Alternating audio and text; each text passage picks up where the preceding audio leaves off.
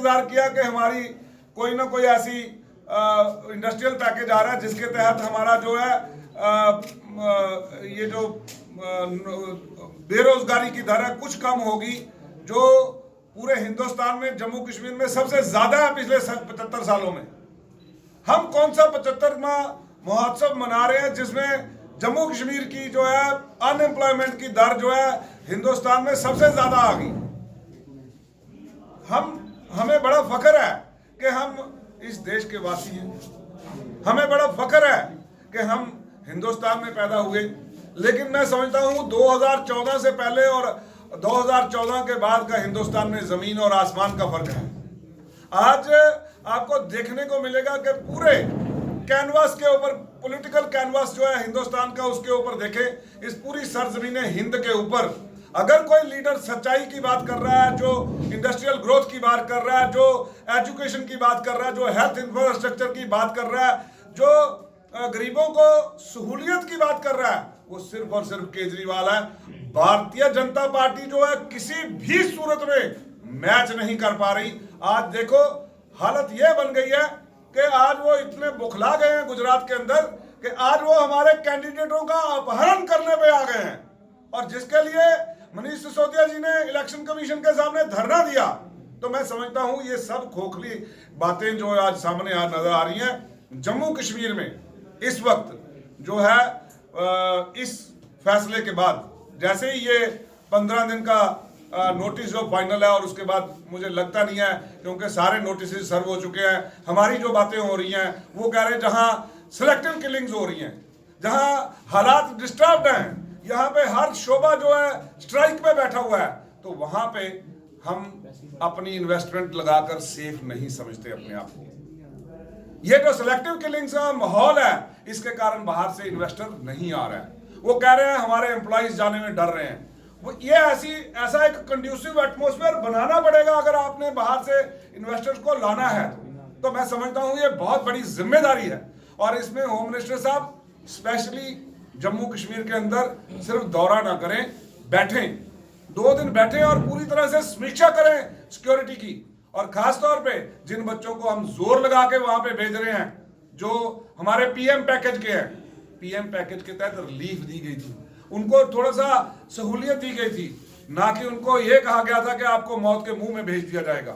वो जाने को तैयार है, अगर माहौल ठीक हो वो जाने को तैयार है। रिजर्व कैटेगरी के बच्चे हैं, वो आज कितने, तो मैं समझता हूं आगे हमारे जो जख्म है उन पे मरहम लगाने की जरूरत है, ना कि नमक लगाने की जरूरत है। जब आप सैलरियां बंद कर देते हैं बच्चों की, कैसे चलेगा किसी का गुजारा इस महंगाई के दौर में? आप सैलरी रिलीज करो उन बच्चों की, आप उनकी न्यू जो ट्रांसफर पॉलिसी है उसको इमीडिएटली लागू करें।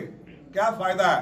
भाजपा तो खोखले वादे करती है, जो सरकार में नहीं है वो बना रहे हैं, कमेटियां बना रहे हैं कि हम आपका मसला हल करेंगे, और जब सरकार में थे तो उन्होंने हल नहीं किया। तो मैं ये कहना चाहता हूं कि बीजेपी सिर्फ और सिर्फ जुमलों की पार्टी है। जम्मू के लोग सचेत हो जाएं, हमें एक होना पड़ेगा। आप देखो लद्दाख की तरफ, उनके एम्प्लॉयमेंट पूरी पॉलिसी रिफ्रेम कर दी गई कि लेह लद्दाख के बाहर का बंदा वहां पे नौकरी नहीं कर पाएगा, ना ही आवेदन दे पाएगा। उनकी पॉलिसी देखो, उन्होंने अपनी तनख्वाहें बढ़वा ली, और हमारे यहाँ जो पूरी एडमिनिस्ट्रेशन है, ये पूरी की पूरी सिविल एडमिनिस्ट्रेशन, खास तौर पे मैं कहूंगा ये पूरी की पूरी लेफ्टिनेंट गवर्नर महोदय को गुमराह करने पे लगी है। उनको सच्चाई से बड़ा दूर रखा जा रहा है, और ये मैं इसलिए कह रहा हूं कि हमने देखा है कि कई चीजें में गवर्नर साहब के और नीचे जो एडमिनिस्ट्रेशन है उसमें जमीन आसमान का फर्क है, और वो कहीं मैच नहीं कर पा रही हैं।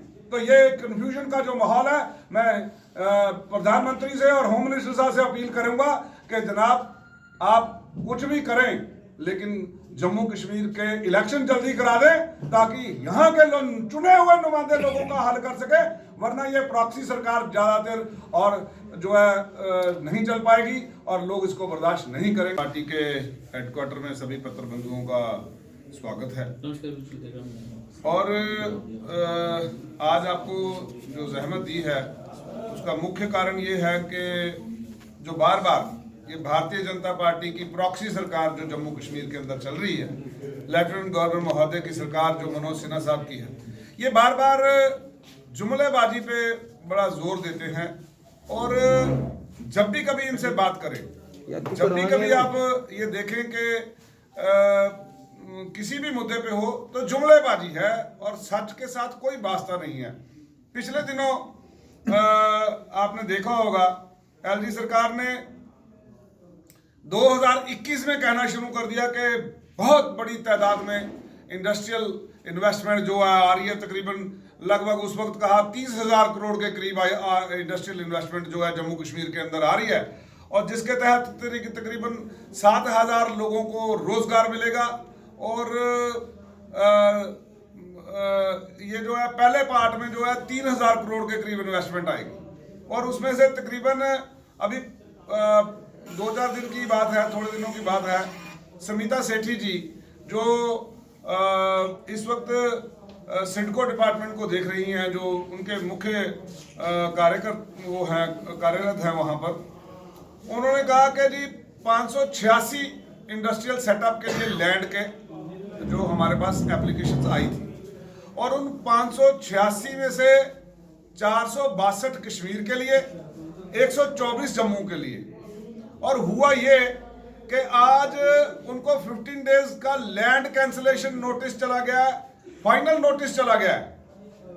तो ये पोल खोलता है जम्मू कश्मीर में जो बीजेपी की प्रॉक्सी सरकार है उसकी पोल खोलता है कि वो जो लोग यहाँ पर आए वो सेटअप ही नहीं लगा पाए तो कहाँ से इन्वेस्टमेंट आई, कहाँ वो इन्वेस्टमेंट।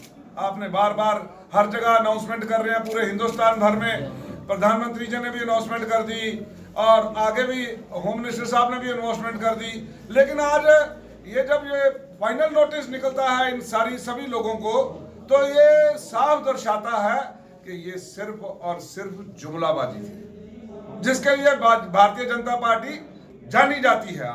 आज के देश में, ना ही सिर्फ इस देश में, पूरी दुनिया भर में ये जुमला पार्टी बन के रह गई है। जो कहते हैं उसका सच से कोई वास्ता नहीं है। ये तकरीबन 600 एकड़ के करीब लैंड है जो कैंसिलेशन पे जा रही है। अब मुझे